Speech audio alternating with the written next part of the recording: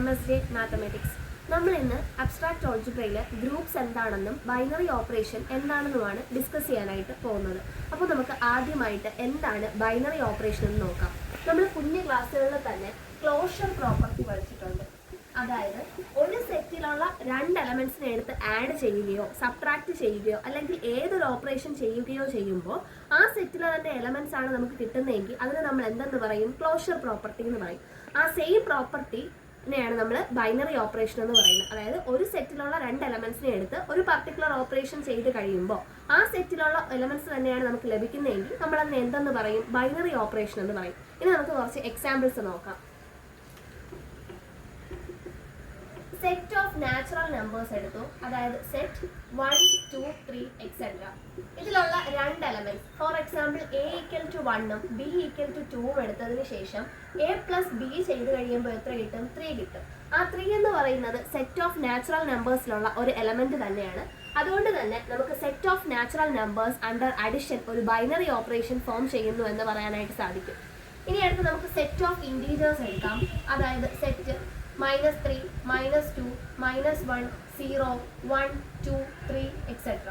ഈ സെറ്റിലുള്ള ഒരു എലമെന്റ് ആണ് 3, അതുപോലെ തന്നെ മറ്റൊരു എലമെന്റ് ആണ് -3.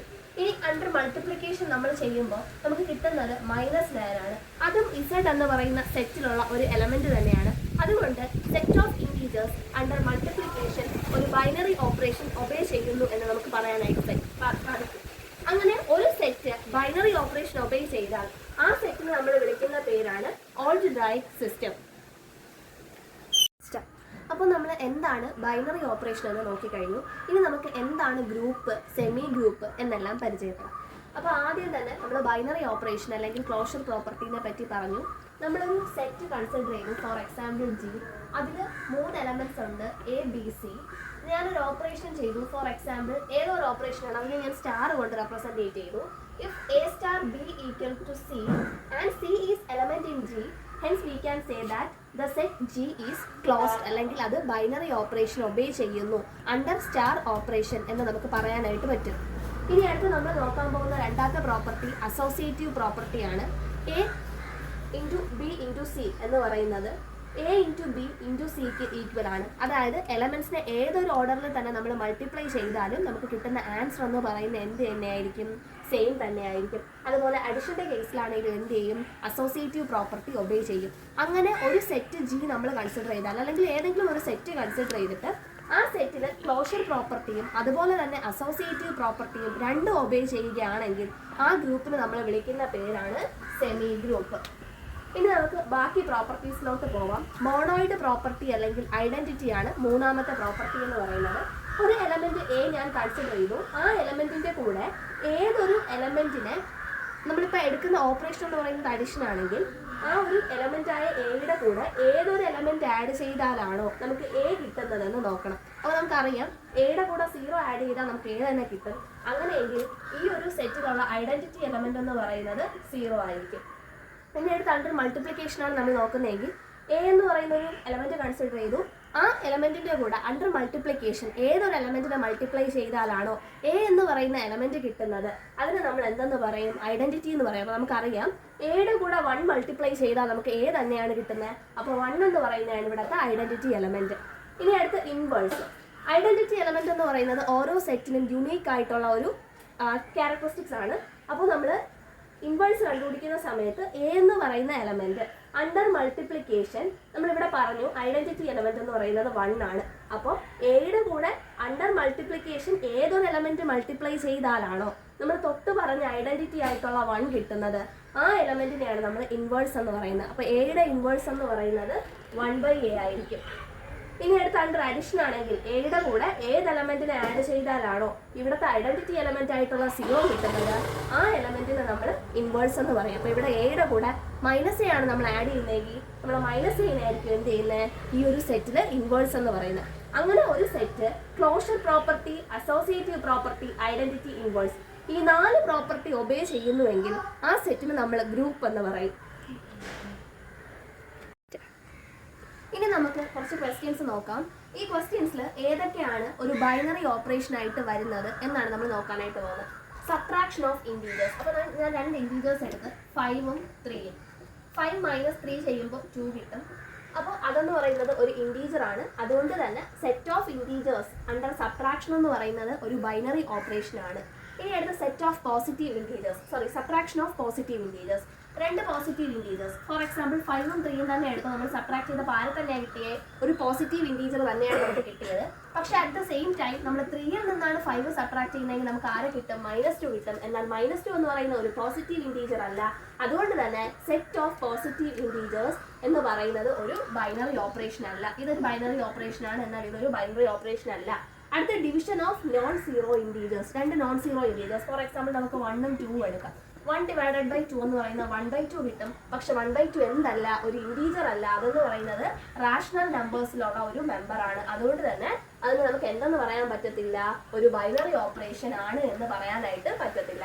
അടുത്ത ഡിവിഷൻ ഓഫ് റാഷണൽ നമ്പേഴ്സ്. രണ്ട് rational numbers, for example 1/2 divided by 3/2 നമ്മൾ ചെയ്യുമ്പോഴേക്കും നമുക്ക് 1/3 എന്ന് കിട്ടും. അതൊരു റാഷണൽ നമ്പർ ആണ്. പക്ഷെ നമുക്കറിയാം 0 ഒരു റാഷണൽ നമ്പർ ആണ്. എന്നാൽ 0നെ 1 കൊണ്ട് ഡിവൈഡ് ചെയ്താൽ 0 കിട്ടും. എന്നാൽ 1 ഡിവൈഡഡ് ബൈ 0 എന്ന് പറയുന്നത് നോട്ട് ഡിഫൈൻഡ് ആണ്. അപ്പോൾ അതുകൊണ്ട് തന്നെ അത് എലമെന്റ് ഓഫ് റാഷണൽ നമ്പർ ആവണം എന്നില്ല. അതുകൊണ്ട് തന്നെ നമുക്ക് അത് ഒരു ബൈനറി ഓപ്പറേഷൻ അല്ല എന്ന് പറയേണ്ടി വരും. Addition of matrices of R, അതായത് സെറ്റ് ഓഫ് റിയൽ നമ്പേഴ്സിൽ നിന്ന് നമ്മൾ മെട്രിസസിനെ എടുത്ത് ആഡ് ചെയ്താൽ അതൊരു ബൈനറി ഓപ്പറേഷൻ ആകുമോ ഇല്ലയോ എന്നാണ് നോക്കാനായിട്ട് പോകുന്നത്. നമുക്ക് രണ്ട് മെട്രിസസിനെ തമ്മിൽ ആഡ് ചെയ്യണമെങ്കിൽ അതിന് സെയിം ഓർഡർ വേണം. ഒരേ ഓർഡറുള്ള രണ്ട് മെട്രിസസിനെ മാത്രമേ നമുക്ക് ആഡ് ചെയ്യാനായിട്ട് പറ്റത്തുള്ളൂ. അതുകൊണ്ട് തന്നെ addition of matrices of real numbers എന്തല്ല, പോസിബിൾ അല്ല. അതുകൊണ്ട് തന്നെ അതൊരു ബൈനറി ഓപ്പറേഷൻ അല്ല. പക്ഷെ സെയിം ഓർഡർ ആണ് എങ്കിൽ നമുക്ക് എന്ത് ചെയ്യാനായിട്ട് പറ്റും, ആഡ് ചെയ്യാനായിട്ട് പറ്റും. For example set 1 2 plus matrix 1 2 plus matrix 3 4 ഇത് നമ്മൾ ആഡ് ചെയ്യുമ്പോഴേക്കും നമുക്ക് 4 6 എന്ന് പറയുന്ന ഒരു മെട്രിക്സ് കിട്ടും. അതെന്ന് പറയുന്നത് സെയിം ഓർഡറിൽ തന്നെയാണ് കിട്ടുന്നത്. അപ്പോൾ അതെന്ന് പറയുന്നത് ഒരു ബൈനറി ഓപ്പറേഷൻ ആണ്. ഇനി നമുക്ക് multiplication of irrational numbers. Irrational numbers എന്ന് പറയുമ്പോഴേക്കും p/q ഫോമിൽ നമുക്ക് റെപ്രസെൻറ്റേറ്റ് ചെയ്യാനായി പറ്റാത്ത നമ്പേഴ്സ് ആണ്. അപ്പം √2 എന്ന് പറയുന്നത് ഒരു റാഷണൽ നമ്പർ ആണ്. ഈ √2 എന്ന് പറയുന്ന റാഷണൽ നമ്പറിന് നമ്മൾ √3 കൊണ്ട് മൾട്ടിപ്ലൈ ചെയ്യുകയാണെങ്കിൽ നമുക്ക് √6 കിട്ടും. അതൊരു ഇറാഷണൽ നമ്പർ ആണ്. പക്ഷെ നമ്മൾ √2 എന്ന് പറയുന്ന ഇറാഷണൽ നമ്പറിനെ √2 കൊണ്ട് തന്നെയാണ് മൾട്ടിപ്ലൈ ചെയ്യുന്നതെങ്കിൽ നമുക്ക് 2 എന്ന് പറയുന്ന ഒരു റാഷണൽ നമ്പർ ആയിരിക്കും കിട്ടുന്നത്. അപ്പം രണ്ട് ഇറാഷണൽ നമ്പേഴ്സിനെ തമ്മിൽ മൾട്ടിപ്ലൈ ചെയ്യുമ്പോൾ ഒരു റാഷണൽ നമ്പർ കിട്ടുന്നത് കൊണ്ട് തന്നെ മൾട്ടിപ്ലിക്കേഷൻ ഓഫ് ഇറാഷണൽ നമ്പേഴ്സ് എന്ന് പറയുന്നത് ഒരു ബൈനറി ഓപ്പറേഷൻ അല്ല എന്ന് പറയേണ്ടതായിട്ട് വരും. അടുത്തതായിട്ട് നമ്മൾ ജി എന്ന് പറയുന്ന ഒരു സെറ്റ് കൺസിഡർ ചെയ്യുന്നു. ആ സെറ്റിന്റെ ഓർഡർ എന്ന് പറയുന്ന n ആണ്. അതായത് നമ്പർ ഓഫ് എലമെന്റ്സിന്റെ സെറ്റ് എന്ന് പറയുന്നത് n ആണ്. അങ്ങനെയെങ്കിൽ ആ ജി എന്ന് പറയുന്ന സെറ്റിൽ എത്ര ബൈനറി ഓപ്പറേഷൻസ് ഉണ്ടാകും എന്ന് നമുക്ക് നോക്കാം. അപ്പോൾ number of binary operations on G എന്ന് പറയുന്നത് n⁻n² ആണ്. ജസ്റ്റ് ഒരു ഫോർമുലയാണ്, നമുക്ക് ബൈഹാർട്ട് ചെയ്ത് വെക്കാവുന്നേ ഉള്ളൂ. അടുത്ത് എന്താണ് അബീലിയൻ ഗ്രൂപ്പ് എന്നും എന്താണ് നോൺ അബീലിയൻ ഗ്രൂപ്പ് എന്നുമാണ് നമ്മൾ നോക്കാനായിട്ട് പോകുന്നത്. നമ്മൾ കുഞ്ഞു ക്ലാസ്സുകളിൽ പഠിച്ചിട്ടുണ്ട് എന്താണ് കമ്മ്യൂട്ടേറ്റീവ് പ്രോപ്പർട്ടി എന്ന്.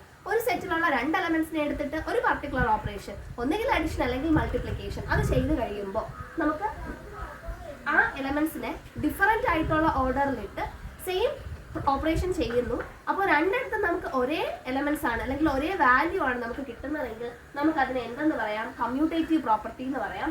അതായത് A*B, അതായത് A+B എന്ന് പറയുന്ന B+Aക്ക് ഈക്വൽ ആവാം, അല്ലെങ്കിൽ A*B എന്ന് പറയുന്ന B*Aക്ക് ഈക്വൽ ആവാം. അങ്ങനെ രണ്ട് എലമെന്റ്സിനെ എടുത്ത് ഒരു ഓപ്പറേഷൻ രണ്ട് ഡിഫറെന്റ് ഓർഡറിൽ നമ്മൾ ചെയ്യുമ്പോൾ നമുക്ക് സെയിം വാല്യൂ ആണ് കിട്ടുന്നതെങ്കിൽ അതിന് നമ്മൾ കമ്മ്യൂട്ടേറ്റീവ് പ്രോപ്പർട്ടി എന്ന് പറയും.